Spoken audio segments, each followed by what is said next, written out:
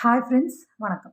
இன்னைக்கு நம்ம டுடேஸே good day சேனல்ல என்ன பார்க்க போறோம்னா, ஹிந்தி விஷாரத் பூர்வாதில் இருக்கக்கூடிய நவீன் கத்ய சைனிகா 2 அதில் 6th லெசனான வல்லபாயி பட்டேல் அந்த லெசனினுடைய சாராம்சம் தான் இப்போ பார்க்க போகிறோம். இப்போ பார்க்கலாம். ஃப்ரெண்ட்ஸ், லெசனுக்குள்ளே போகிறதுக்கு முன்னாடி நம்ம சேனலை இப்போ தான் நீங்கள் ஃபஸ்ட் டைம் பார்க்குறவங்களா இருந்தீங்கன்னா மறக்காமல் நம்ம சேனலை சப்ஸ்கிரைப் பண்ணிக்கோங்க. நான் எடுக்கிற இந்த லெசன்ஸ் எல்லாம் உங்களுக்கு புரிஞ்சிருக்கு அப்படின்னு நினச்சிங்கன்னா இந்த வீடியோவை கண்டிப்பாக லைக் பண்ணுங்கள். அண்ட் இதே மாதிரி விஷாரத் பூர்வாத் படிக்கிற உங்கள் ஃப்ரெண்ட்ஸ் எல்லாருக்கும் இதை ஷேர் பண்ணுங்கள். அவங்களுக்கும் இது யூஸ்ஃபுல்லானதாக அமையும். ஓகே ஃப்ரெண்ட்ஸ், இப்போ நம்ம பார்க்கலாம். பட்டித் புஸ்தக் கே ஆதார் பர் வல்லபாயி பாட் கா சாராம்ஷ் லிக்கியே. அதாவது பட்டித் புஸ்தக் கே ஆதார் பர் அப்படின்னா நீங்கள் படித்த இந்த புத்தகத்தின் அடிப்படையில் சர்தார் வல்லபாய் பட்டேல் அவர்களுடைய சாராம்சை எழுதுங்க அப்படின்னு சொல்லியிருக்காங்க. हिंदी साहित्य में श्री रामनाथ सुमन सफल जीवनी लेखक के रूप में विख्यात हैं. ஹிந்தி இலக்கிய உலகத்தில் ஸ்ரீ ராம்நாத் சுமன் அவர்கள் வந்து சஃபல் ஜீவனி லேக்கக் கே ரூப்மே அப்படின்னா கதையை வந்து உயிரோட்டம் உள்ள கதையாக வடிவமைத்து எழுதக்கூடியதில் அவர் ஒரு வெற்றிகரமாக ஒரு எழுத்தாளராக புகழ்பெற்று இருக்கிறார். விக்கியாத் அப்படின்னா ரொம்ப ஃபேமஸ் ஆகி இருக்கிறார். வேஸ் जिस चरित्र नायक का शब्द चित्र खींचते हैं उनका व्यक्तित्व पाठकों के सामने साकार हो उठता है.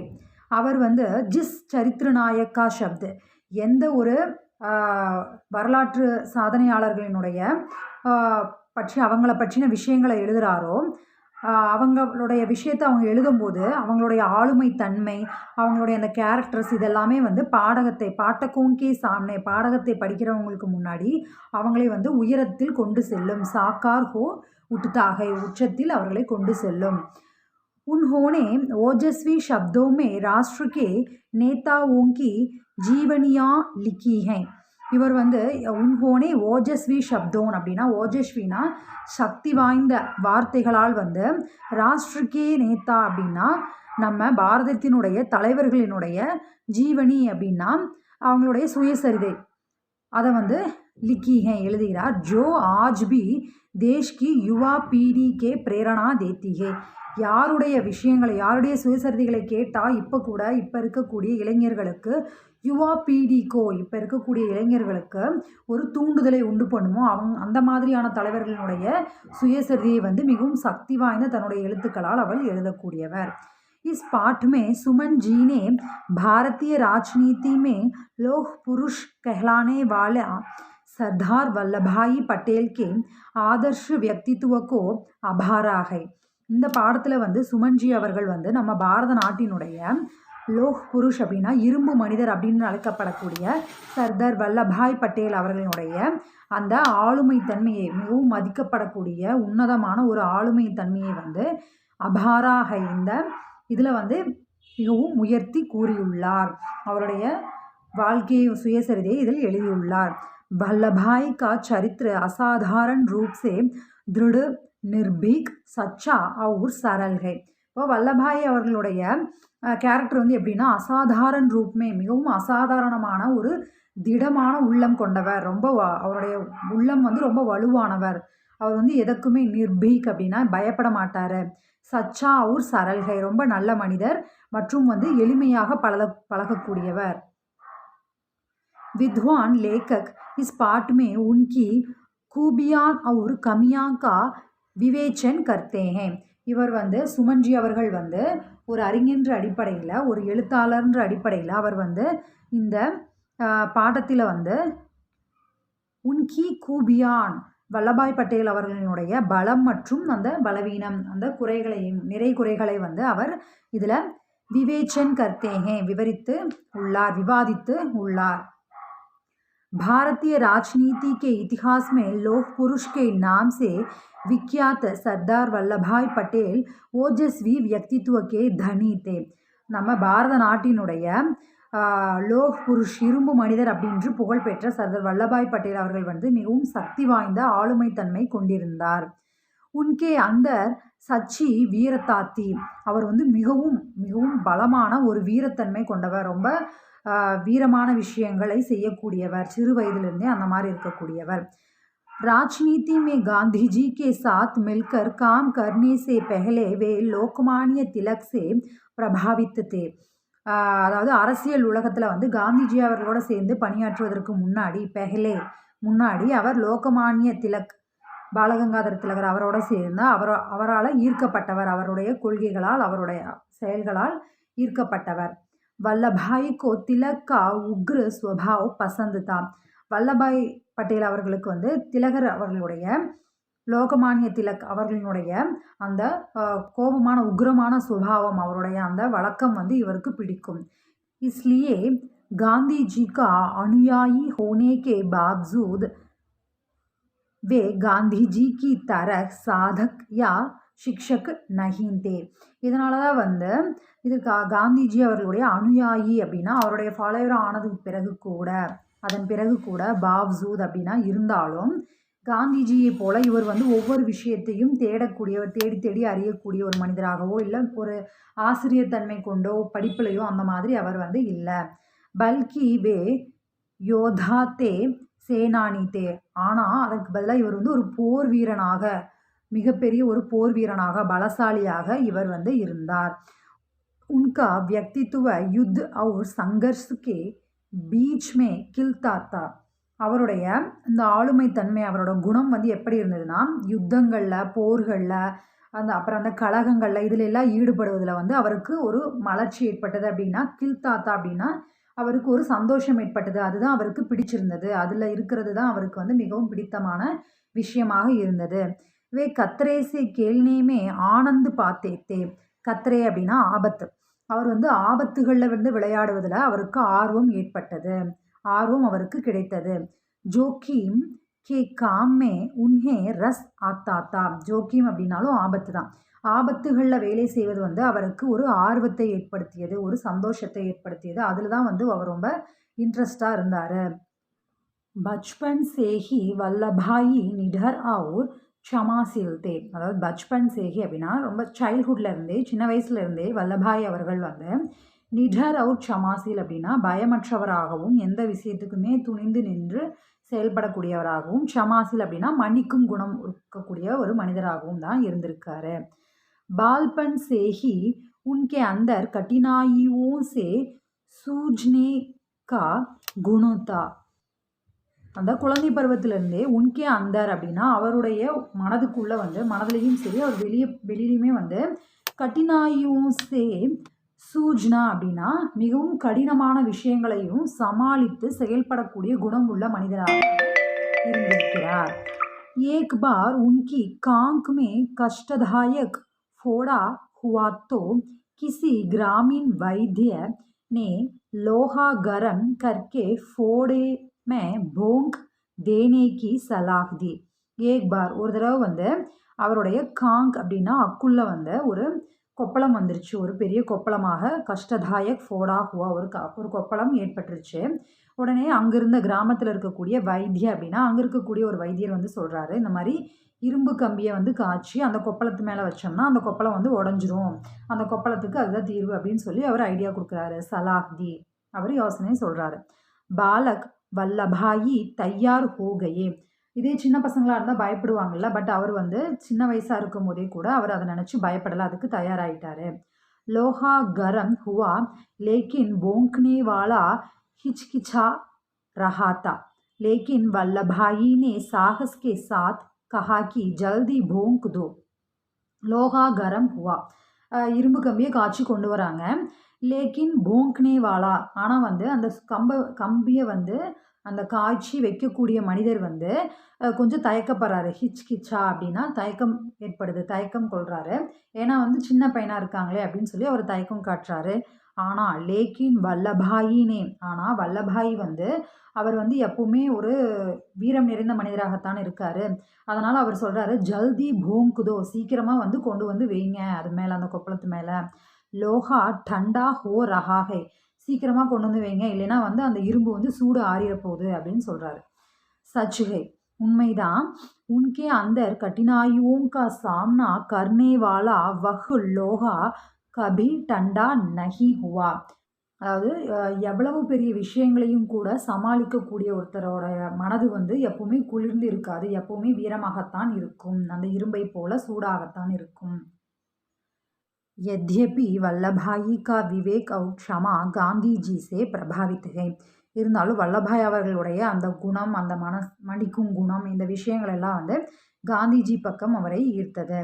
லேக்கின் உன்கே அந்தர் வீரதா கி ஜோ ஆக் தி, ஆனாலும் வந்து அவருடைய உள்ள அந்த மனது வந்து ஆத்மா அப்படின்றது அந்த மனது வந்து வீரம் நிறைந்ததாகவும் அதில் வந்து ஒரு ஜுவாலை வந்து எப்போவுமே எரிந்து கொண்டு தான் இருந்தது. அந்த வீரத்தீ வந்து எப்பவும் எரிந்து கொண்டு தான் இருந்தது.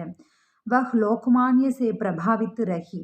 एक सत्याग्रही की तरह वे अपने को मिट्टी में नहीं मिला सकते थे, लेकिन सत्याग्रह संग्राम में वीरता में लड़ सकते थे. அவர் வந்து ஒரு சத்தியாகிரகியை போல இருந்து தன்னுடைய மண்ணை காப்பாற்றுவதற்கு அவரால் முடியவில்லை. ஆனால் வந்து சத்தியாகிரக போராட்டத்தின் மூலியமாக அதில் வந்து வீரமாக போரிட்டு சண்டை செய்ய முடிந்தது.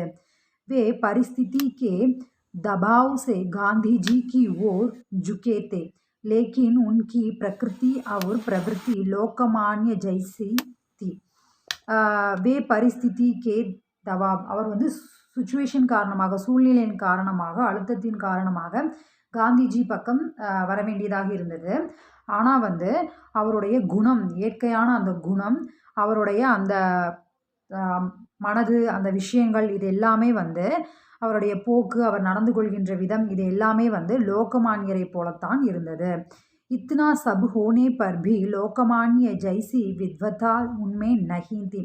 இவ்வளோ விஷயங்கள் இருந்த போதிலும், ஆன போதிலும் அவர் வந்து லோகமானியரை போல கல்வியில் சிறந்தவராக இல்லை, கல்விமானாக அவர் இல்லை. அந்த மாதிரி விஷயங்கள் அவரிடம் இல்லை. லேக்கின் லோகமானிய கி தரஹ் ஜன் சேவா மே நிரந்தர் லகே ரஹ்தே தே. ஆனால் வந்து லோகமானியரை போல அவர் வந்து ஜன் சேவா அப்படின்னா மக்களுக்காக சேவை செய்வதற்காக அவர் நிரந்தரமாக செயல்பட்டு கொண்டிருந்தார். लोकमान्य की भांति वे ऊपर से कठोर अंदर से सरल थे. லோகமானியரை போல, பாந்தி அப்படின்னா அவரை போல, அவர் வந்து வெளியே வந்து ஊப்பர், வெளியே வந்து கடினமானவராகவும் உள்ளே வந்து ரொம்ப எளிமையாக அணுகக்கூடியவராகவும் இருந்தார். दोनों में अंतर यह है कि लोकमान्य जहाँ राजनीतिज्ञ थे वहाँ वल्लभाई वीर योद्धा और सेनानी थे. ரெண்டு பேருக்கும் இருக்கக்கூடிய டிஃப்ரென்ஸ், வேறுபாடு என்னென்னா, லோகமானியர் வந்து எங்கே வந்து ஒரு அரசியல்வாதியாக செயல்படுகிறாரோ அங்கே எல்லாமே வந்து இவர் வந்து வல்லபாய் பட்டேல் வந்து ஒரு வீரம் நிறைந்த மனிதராக, சேனானியாக, ஒரு போர் வீரனாகத்தான் இருந்திருக்கிறார். वल्लभाई एक सच्चे आत्मयोगी को होने पर भी अपने बारे में मौन रहते थे. வல்லபாய் பட்டேல் வந்து ஒரு ஆத்ம யோகியாக, ஒரு நல்ல மனிதராக இருந்த போதிலும் அவர் தன்னை பற்றிய விஷயத்தில் வந்து மௌனமாகத்தான் இருந்தார். காந்திஜி एक सच्चे सत्याग्रही की तरह अपने विरोधी को अपने कार्यक्रम की पूर्व सूचना देते थे.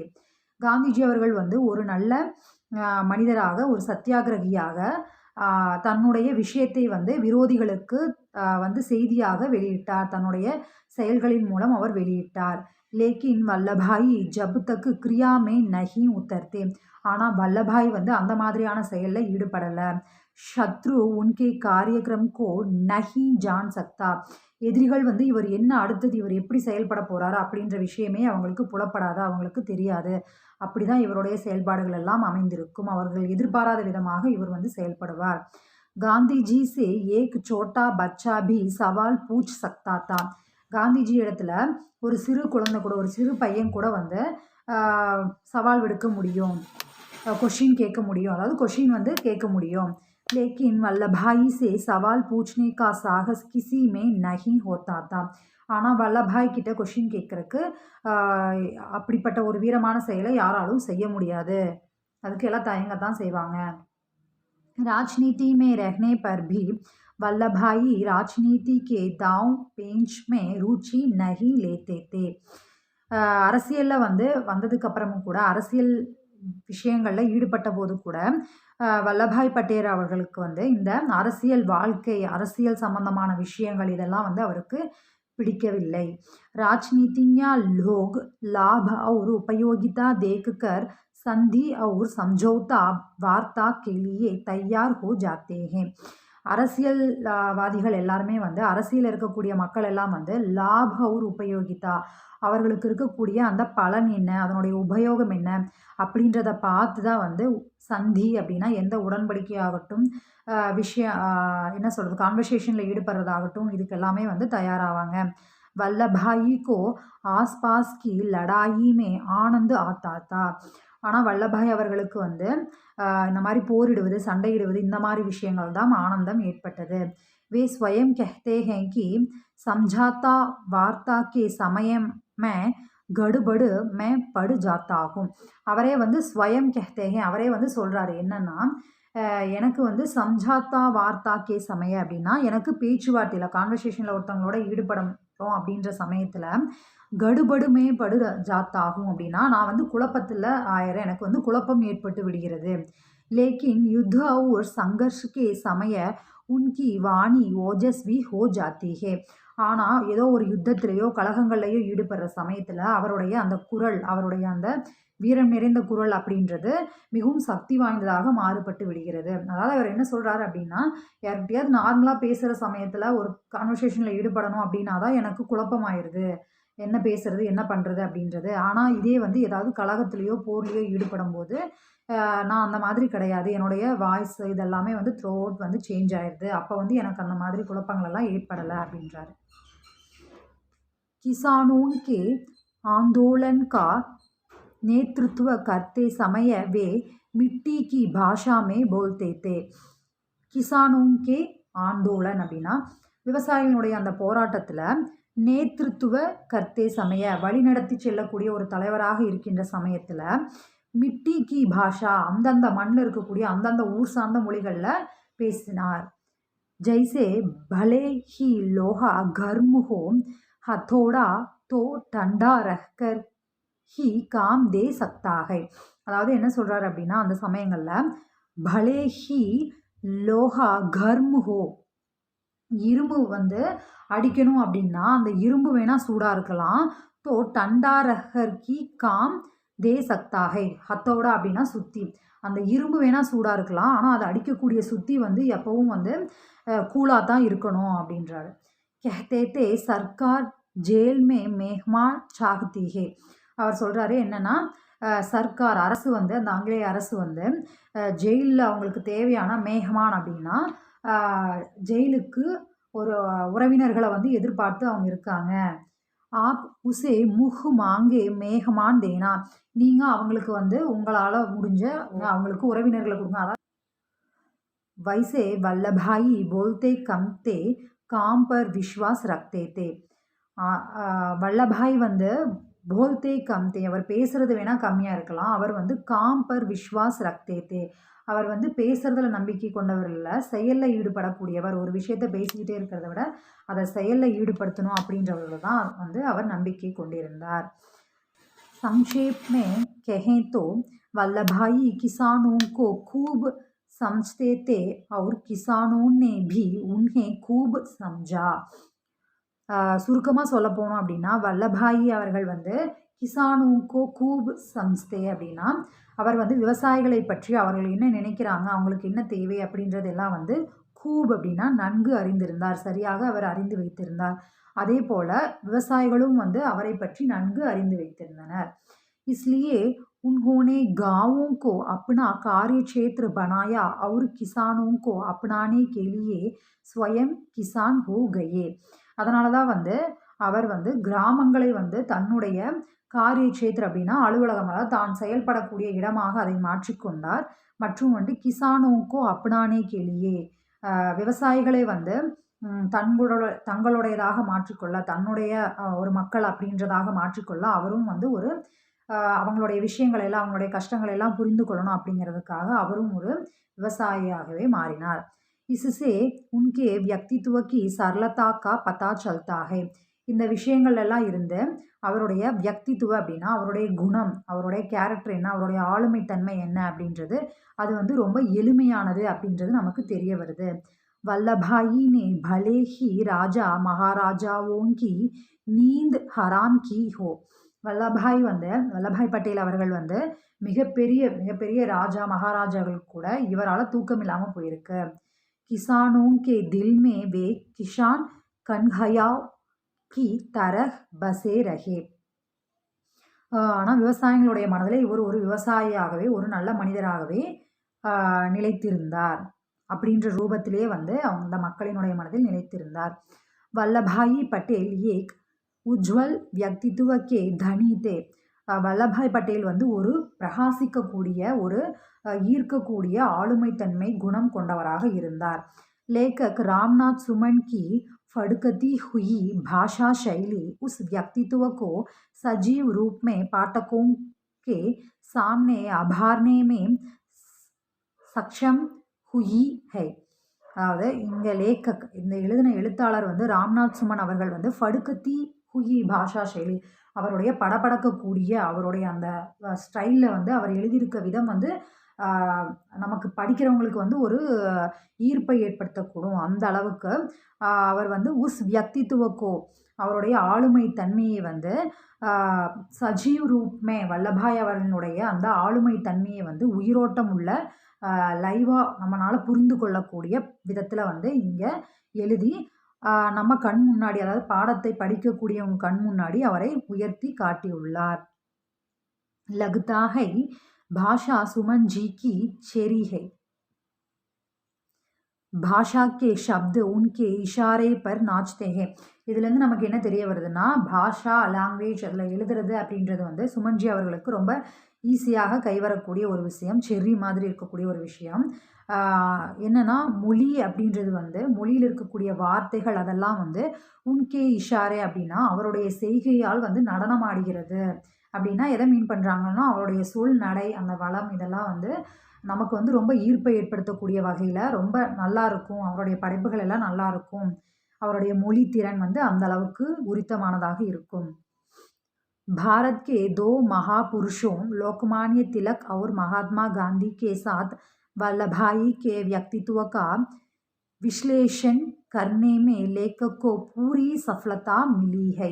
லோகமானிய திலக் மற்றும் மகாத்மா காந்தி அவங்களோட சேர்ந்து வல்லபாய் அவர்களுடைய அந்த ஆளுமை தன்மை வியக்தித்துவ அப்படின்னா அவருடைய குணம் அது எப்படி இருக்குது அப்படின்றத வந்து பகுப்பாய்வு செய்ததில் இந்த எழுத்தாளர் வந்து முழுமையான வெற்றியை பூரி சஃபலதா முழுமையான வெற்றியை பெற்றுள்ளார். அவருக்கு முழுமையான வெற்றி கிடைத்துள்ளது. ஓகே ஃப்ரெண்ட்ஸ், நான் எடுத்த இந்த சாராம்சம் உங்களுக்கு புரிஞ்சிருந்துன்னா தயவு செய்து இந்த வீடியோவை லைக் பண்ணுங்கள். அப்போ தான் எனக்கும் தெரிய வரும் நான் எடுக்கிற விதம் உங்களுக்கு பிடிச்சிருக்கா புரியுதா அப்படின்றது எனக்கும் தெரிய வரும். அண்ட் இதில் இருக்கிற ப்ளஸ் ஆர் மைனஸ் என்ன இல்லை உங்களுக்கு நான் எடுத்த விதம் பிடிச்சிருக்கு அப்படின்னு நினச்சிங்கனாலும் அதையும் எனக்கு கமெண்ட்டில் ஷேர் பண்ணுங்கள். அப்போ தான் எனக்கும் அது ஒரு மோட்டிவேட்டிங்காக அமையும். அண்ட் கண்டிப்பாக நம்ம சேனலை சப்ஸ்கிரைப் பண்ணிக்கோங்க. ஓகே ஃப்ரெண்ட்ஸ், பாய்.